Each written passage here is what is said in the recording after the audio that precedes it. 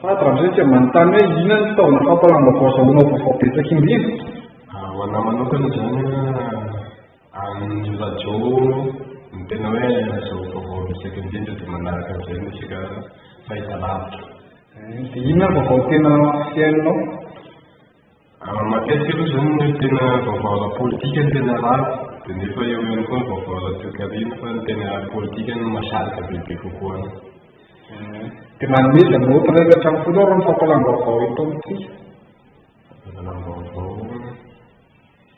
raha ara-politika aloha dia omeko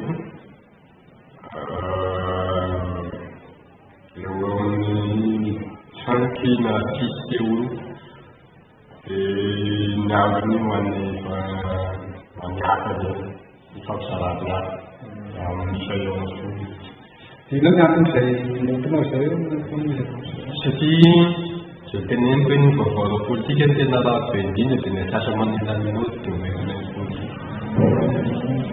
Dia araka ny hevitao mahazo vaovao mitovy ve vao kahira Madagasikara?